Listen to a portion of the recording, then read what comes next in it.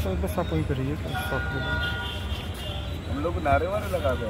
नहीं नहीं नहीं ना रहिए बस अब रात। हाँ जी। भैया भूख तो रोज लगती है ना, खाना तो रोज खाना है, हर एक चीज़ महंगा है, कैसे पेट भरेंगे।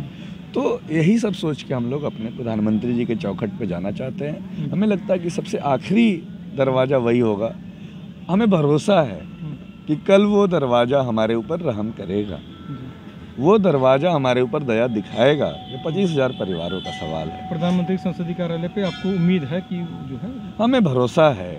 देखिए, प्रधानमंत्री जी के लिए ये बहुत छोटी सी बात है, और अगर वो गरीबों के प्रधानमंत्री हैं तो वो हमारा काम जरूर करेंगे। इसी भरोसे के साथ हम लोग जा रहे हैं, और ये मतलब एक आखिरी आशा की किरण है, और हमें भरोसा है कि दिए हैं। तो इसके साथ साथ एक सवाल और भी है आपके साथ।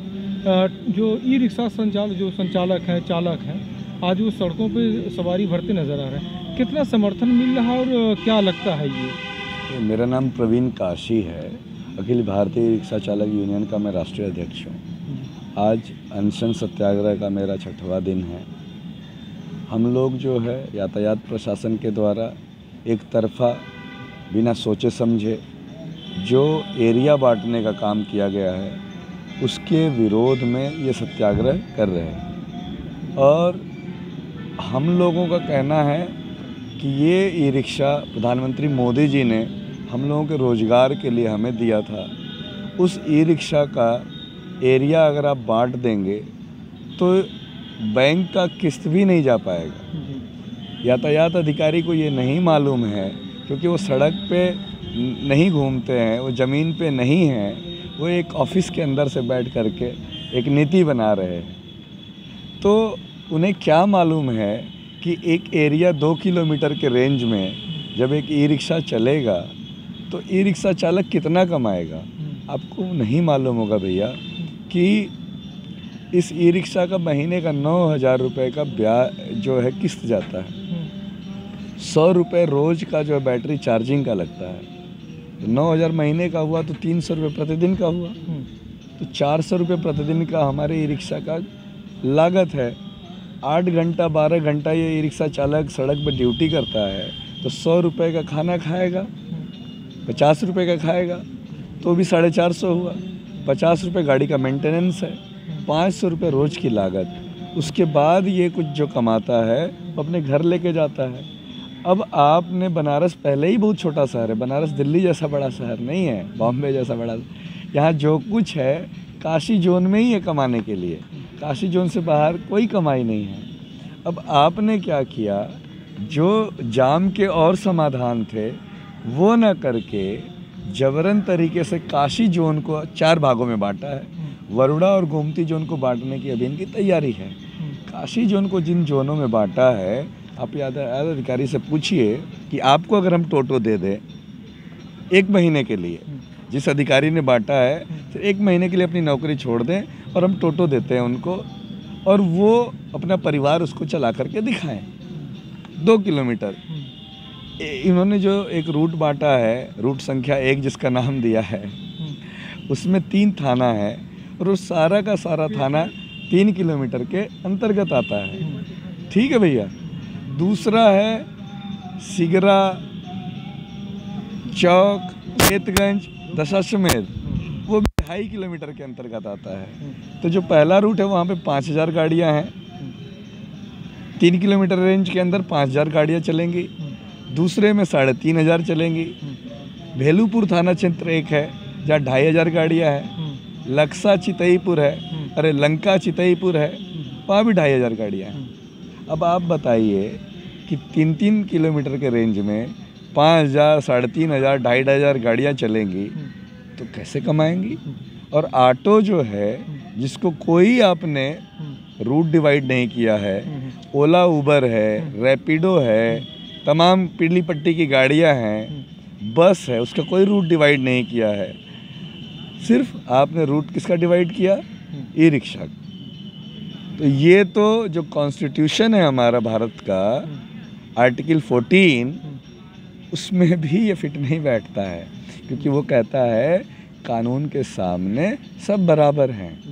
अच्छा, एक चीज़ है, जिस तरीके से जो समर्थन मिलना चाहिए था ई रिक्शा, चूँकि देख रहे हैं कि लगातार सवारी भरते नज़र आ रहे हैं, हालांकि उनके सामने पारिवारिक समस्याएं भी हैं, जीविकोपार्जन करना है, परिवार के साथ जिम्मेदारियाँ, ईएमआई भी भरनी है, किस्त भरने हैं, तो क्या लगता है कि क्या पूरा समर्थन नहीं मिल पा रहा? अगर समर्थन नहीं मिल पा रहा, चल रही है, तो फिर कैसे संघर्ष जारी रहेगा आपका? देखिए, ये संघर्ष जारी है और ये आंदोलन है। हमारे चालक जो है अशिक्षित हैं, थोड़े कम पढ़े लिखे हैं, उनको जबरन टीआई और होमगार्ड जो है वो लेके गए हैं यातायात विभाग। वो उनकी बात नहीं मान रहे हैं। वो हमसे सहमत इसलिए नहीं है क्योंकि उनकी पूरी शिक्षा नहीं है। आपको हम वीडियो दिखाएंगे जिसमें होमगार्ड जबरन लेके जा रहा है, तो वो तो उनकी बात से सहमत नहीं है। वो तो डरा के धमका के उनको ले जाया जा रहा है। और जो अशिक्षित है उनको जो है ये मालूम नहीं कि वो 1 महीने बाद समझ में आएगा। जिन्होंने लगा लिया है वर्दी देख के, वर्दी का डर देख के, वो 1 महीने बाद इसका विरोध करेंगे, उखाड़ के इसको फेंक देंगे, क्योंकि कमाई ही नहीं होगी तो किस्त कैसे देंगे? आप बताइए, आप पत्रकार हैं, अगर आपकी कमाई ना हो तो आप इस चैनल में रहेंगे? नहीं रहेंगे ना। आप उस चैनल को छोड़ दे के दूसरे चैनल में चले जाते हैं। तो वही बात है, ये ई रिक्शा चालक अगर अपने किस्त, अपने घर की कमाई नहीं करेगा तो वो जो है वो क्यों इनका QR चलाएगा? समाधान क्या निकलेगा? जिस तरीके से आज यहाँ पे जिलाधिकारी भी देखा है कि कुछ बातें भी हो सकती हैं, समाधान और भी निकाले जा सकते हैं। जिलाधिकारी महोदय से हमने कई बार बात कही, वो समाधान पे जाना ही नहीं चाहते हैं। जाना चाहते तो हमसे बात करते। हम लोग गए थे उनके पास और हम बड़ी इज्जत करते हैं अपने अधिकारियों की, है ना। हम कमिश्नर साहब के पास भी गए, हम सब अपने अधिकारियों की बड़ी इज्जत करते हैं। सवाल ये है कि उन्हें भी थोड़ा अपने नागरिकों का थोड़ा ख्याल करना होगा, उनकी रोजी रोटी का ख्याल करना होगा। कहीं किसी कंपनी के दबाव में तो नहीं है। आप उनसे पूछिए कि कोई बड़ी कंपनी उनके ऊपर दबाव तो नहीं दे रही कि जबरन जो है इन ई रिक्शा चालकों को गलियों में भेज दो। आप उनसे पूछिए किसी का दबाव है क्या? आप बात नहीं कर रहे। आप पहले आप हमें बताइए कि समस्या क्या है। समस्या किस समस्या के ऊपर आपने ई रिक्शा को हटाया है? सवाल एक और निकल के आ रहा था, जैसे गलियों का शहर है, घाटों का शहर है, घना शहर है बनारस जो है, सड़कें उस तरीके से चौड़ी नहीं है, और जैसे एक ये भी बातें कही जा रही थी कि ई रिक्शा की वजह से जो है वो संचार जो यातायात जो है वो प्रभावित होते, इसलिए जो है मतलब कि उनको इसलिए जाम से निजात के लिए रूट डाइवर्जन किया जा रहा है। जिस तरीके से जो ये भी बातें निकल के आई उसमें से, उन कई बातों में से। जी भैया, यहाँ पे 7,500 बड़ी बस चलती है, ठीक है। 80,000 से ज़्यादा लोगों की प्राइवेट 4 पहिया गाड़ियाँ हैं। जो हल्की वाहन है जिसमें हम आते हैं लाइट मोटर व्हीकल में, उसमें ऑटो भी है, वो हमसे 4,000 ज़्यादा है, 28,000 है, हम 24,700 हैं, ठीक है। आप उठा के आंकड़ों को देखिए, खाली ई रिक्शा से जाम कैसे लगा? और उस अधिकारी से पूछिए एक बार, जिस अधिकारी से आपकी बात हुई है, उन अधिकारी महोदय से हम बहुत रिस्पेक्ट के साथ पूछिए कि दिल्ली में जो जाम लगता है वहाँ पे लग्जरी कारों से लगता है। कभी वहाँ का यातायात अधिकारी ये फरमान नहीं निकाला है कि उन गाड़ियों को, इनोवा को जो है ना QR कोड लगा दो। तो आप उनसे पूछिए बॉम्बे में कैसे जाम लगता है, बेंगलोर में क्या समाधान करते हैं। अगर उनका समाधान ये है तो यहाँ जितनी कारें हैं सबकी प्राइवेट, जितनी बसें हैं, स्कूल बस है, परमिट है कि नहीं है, ऑटो जो है परमिट है कि नहीं है। और मैं एक बात और बताता हूँ, बजाज की एक इलेक्ट्रॉनिक व्हीकल निकली है, चल रही है लंबे समय से, और वो भी परमिट नहीं चाहिए उसके लिए। वो हमारी तरह की गाड़ी है, जो बजाज की गाड़ी आई है ना, नहीं 4 लाख रुपए, 4.5 लाख, और वो पूरे शहर में घूम रही है। उस अधिकारी से पूछो कि वो गाड़ी कैसे चल रही है ना। क्या बजाज की गाड़ी है, महिंद्रा की गाड़ी है, बड़ी कंपनी की गाड़ी, इसलिए छोड़ दिया है उसको? मतलब क्या उनको संविधान, कानून, ऑर्डिनेंस का थोड़ा भी नहीं है? एक जानकारी और लेनी थी आपसे, अंतिम सवाल जो था, क्या समर्थन कुछ राजनीतिक दलों का भी मिल रहा है, जिस तरीके से कुछ लोग मिलने आए आपसे?